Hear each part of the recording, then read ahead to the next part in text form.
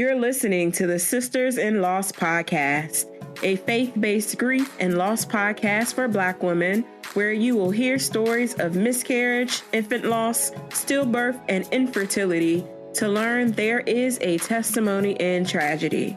You will learn how to heal, gain clarity, find hope and peace, and turn your pain into your purpose after loss. I'm your host, Erica M. McAfee. Thank you, Crystal, for being on the podcast. Oh, you are very welcome. I would love for you to share with the listeners a little bit about yourself and what you do. So my name is Crystal. I am a physical therapist. I work at an acute care hospital here in just outside of Baltimore, Maryland. I'm what we call PRN, so I go in as needed. And I have been married to my husband for just over 4 years now. He is active duty military, so I am a military spouse. We move quite often, and that's also been challenging along with everything else. I have 2 sisters, middle child, so I've got a little bit of middle child syndrome going on, but very supportive family, parents, in-laws, very supportive of everything we've ever done. So, share with us your journey to motherhood and your loss story. Okay. So my husband and I got married in March of 2016. I turned 35 like a month or so after we got married. So I knew I didn't want to wait too long after we got married to start trying to have kids. We talked about it before. We both wanted kids, so we knew that going in. So about towards the end of the year, I went off my birth control and just was like, okay, cool.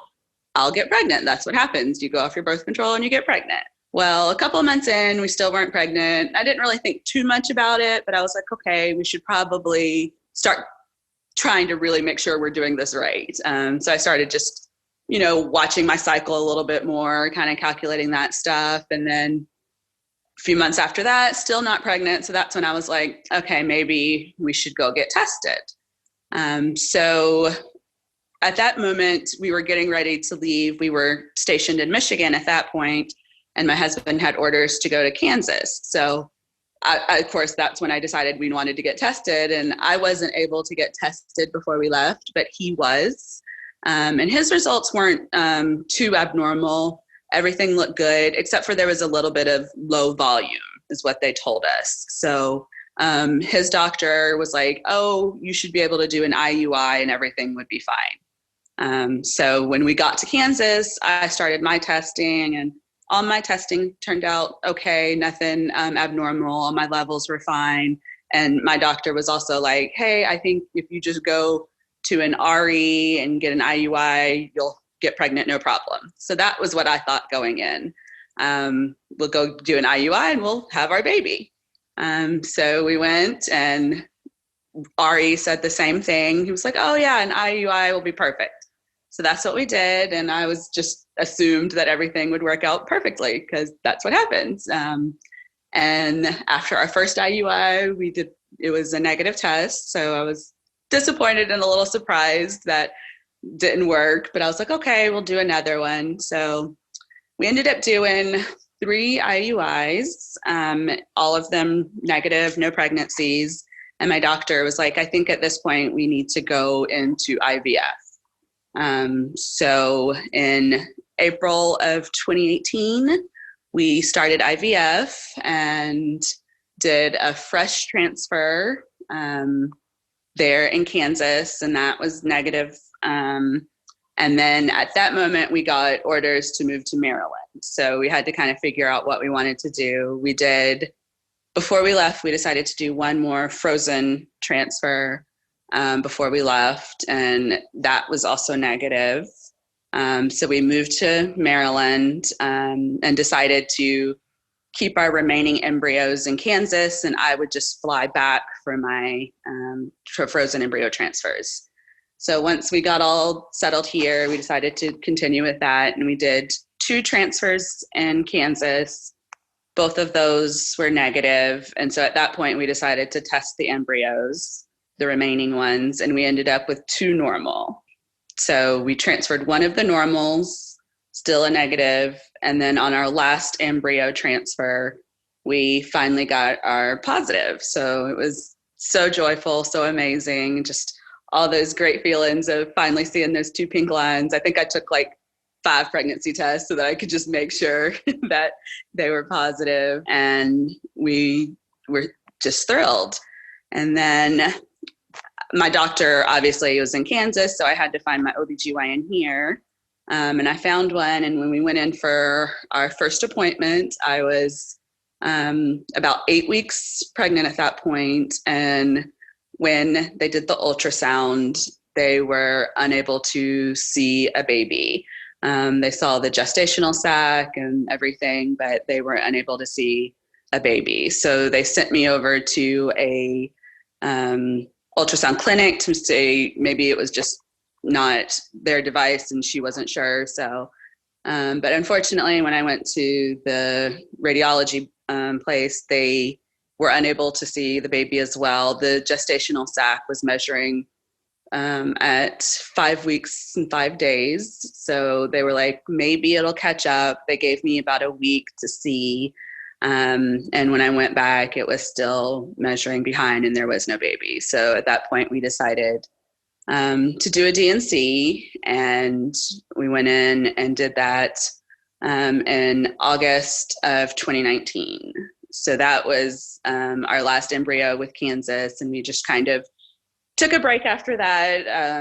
It was heart-wrenching for me. I just was so excited to go from that joy of having that positive pregnancy test to losing the baby and never really even getting to see the heartbeat or move forward with the pregnancy. It was just really devastating. So we took a break and just kind of worked on just healing, recovering from that. And now we eventually decided, yes, we want to continue with the IVF, but we decided to find a clinic here in Maryland, and decided on Walter Reed in Bethesda. Since my husband is active duty, we decided to go with them and got all geared up, got all the testing done here, had my date scheduled, and then COVID-19 happened. So they ended up postponing us and kind of indefinitely, but I did just get an email today stating that they are starting to restart everybody. So hopefully I should get a new date soon. So that's kind of where we're at. We're in our waiting for our miracle. Thank you so much for sharing that. So when you and your husband came back and found out that you had lost the baby, how did you all react, and how did you grieve, and then how did you move to a place of healing and get into a place where you were ready to try again? I reacted pretty badly. I was not, I won't say hysterical, but it was that moment. I just felt like everything crashing down on me, all those feelings, and I was in tears and I could barely talk, trying to explain to my parents what was going on, and just, I was hurt. My heart felt like it was breaking. My husband, he was very supportive. He doesn't cry. That's just not who he is. But I could tell he was pretty shocked and saddened by it all. And just allowing me to have those feelings. I think that was the biggest support that he could give me, was just telling me, it's okay to cry. It is okay to be upset. It is okay to feel lost, because that's what I was feeling. And as far as how we got to our healing point, I think it was really just, again, a lot of sitting in those feelings and just letting me grieve, letting me say goodbye. We did know that embryo was a boy, so letting me say goodbye to our son. We did end up naming him. We named him Vaughn. So that was something that I think was really helpful as well. Instead of just saying the baby or our son, having a name put to him as well helped. And then just a lot of prayer really is what really helped us. Not just us praying, but our families praying for us, our church small group praying for us, just feeling that I was supported and that it was okay to feel my feelings, because I've never lost anything like that before in my life. I've lost grandparents and I've lost family members, but to lose a child is unlike any feeling you could ever have or ever think of. It's just sort of unimaginable. So I didn't know how to react. And I was sad. I was very sad. And I knew I wasn't myself for a while. And just things weren't funny. Things weren't fun. And I think just over time, just allowing that grieving process to go through, for me to cry when I needed to get angry when I needed to, but also to remember that God had a purpose and a plan, that he wasn't going to just leave me in that dark spot. He didn't take us through all that IVF and IUIs and everything to be like, okay, well, now you're done. That's all you get. I trust and know that he has a bigger plan and purpose for our lives and our children's lives. So just believing that and trusting in that and just really turning to him, I think, was the biggest healing purpose for me. It was just able to sit and pray and talk to him and just tell him how I felt, tell him how sad and hurt I was, and to feel that comfort from him. That was really the healing that I needed. Absolutely. I would love to know how you felt once you went through this process again and ready to get started with your fertility treatments, and then COVID-19 happened. What were your initial thoughts when this kind of put your, journey to motherhood on hold, being able to get pregnant and go through this process again? And then now, since you've gotten a phone call from them to start to probably begin the process, how are you dealing with any anxieties or fears around COVID-19 and possibly becoming pregnant in midst of this pandemic?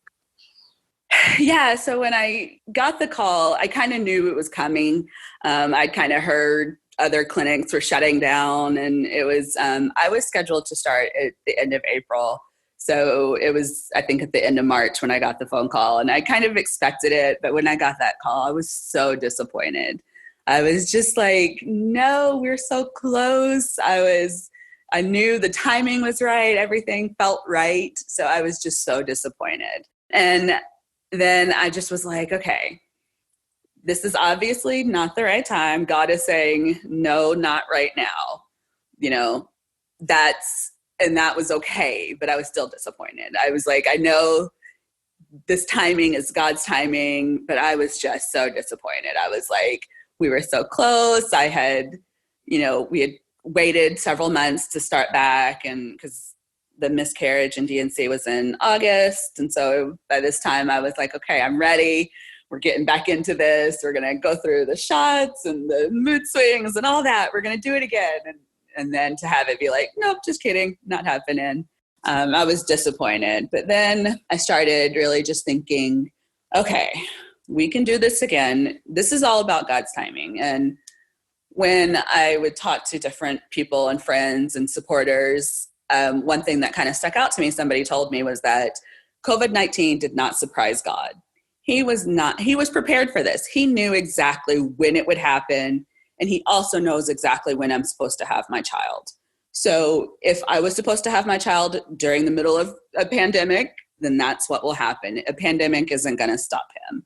So in getting that phone call today and knowing that we'll possibly be starting up while this is still going on, I just trust in him. I just really believe that he has a purpose for this. If this is the time that it's supposed to be, then that is okay. I'm still anxious just because the unknown is scary, but I truly, truly just trust that his timing is perfect, that he knows exactly what he's going to do, how it's going to get done, and when it's going to get done. So that really helps calm a lot of my anxieties, and it helped really get through these past couple months of more waiting, and just hoping things would open back up to where we could start again. But it's all about just trusting in his timing. And trusting God during this time of uncertainty is probably the most hardest thing that we all will be doing as we surrender and go back into work if we are not working or going into work daily, or just trying to get back to what a new normal or what life is or was like before all of this. I would love for you to share with the listeners some encouraging words that you have as they are going through this time of uncertainty, especially for the ladies who have had their fertility treatments paused and those mamas who are pregnant right now. Yeah, just that God has written our story. He knitted us together in our mother's wombs. He knew the beginning, the middle, and the end of our story. So just the unknown is scary and it's hard, but placing that trust in him and knowing that his timing is not our timing. He knows everything that's going to happen. He knows everything that has happened, is happening right now, and will happen. And just trusting that his plans for us are great and perfect. There's a verse in the Bible that says that he can do immeasurably more than we could ever ask or imagine. And that just really sticks with me because, you know, we all think about what's happening now, what is going on, but he's going to do even greater things with all of this. And just trusting in that. And then another verse that I always go back to, and it's, you know, people always talk about this one, but I think it's so important to remember. It's, for I know the plans I have for you, declares the Lord, plans to prosper you and not harm you, plans to give you hope and a future. So that one is always, it's like taped all over my house and my car. It's just something that I just lean into when I'm feeling anxious or nervous or scared. And I think that's so important in this time that don't know what's going to happen in the future, but God knows. And those plans for us are good. So just to trust in that. Yes, I love that. I love Jeremiah 29:11. Definitely is something that we should all hold into our hearts as we go through this time of uncertainty. I would love to know any tools or resources or books that you have used to help you and keep you focused and grounded on this healing journey. One of the main things that I've found that has helped me has been the community of infertility and loss. Sisters in Loss, the Facebook page, has been so helpful. And I went to a brunch that you had in DC back last year. That was just so helpful to be around people that understand your emotions and understand the walk that you're going through and can pray for you and support you in that. So I'm part of different Facebook groups, the Sisters in Loss. There's one called Sarah's Laughter, Waiting for Baby Bird. Those are all Christian-based infertility support groups that have just been so helpful to be able to hear other people's stories and just know that you're not alone. Because infertility and loss can feel very isolating. You feel like you're kind of the only one that's going through this, that nobody really understands you. So when you're able to connect to people that have gone through similar things, everybody's story is different, but they still can relate to you more so than anybody else. Like, my family is great. They're very supportive, but they haven't gone through this. So they don't know exactly what I feel. So to be around people or just connect with people that do know what you're feeling, and you can just share openly with no judgment, with just support and love coming back in. That has been one of the greatest things that has come out of all of this. And just being able to share and connect has been awesome. Awesome. Yes, I absolutely love that. And it's the reason why I continue to do this podcast, because I just love being able to connect with women like yourself and hear your stories and hear your journeys and know that it is going to impact someone who is on the other line listening, especially if they're in the same place that you're in. Yes. So I would love for you to leave the listeners where they can connect with you after this episode. So I'm on Facebook. Crystal Simpson is my name on Facebook. I'm also on Instagram. My handle is Tilley2525, Tilley. So you can reach out to me there. I'd love to connect. If you need somebody to pray for you or just want to talk to somebody, please definitely reach out to me.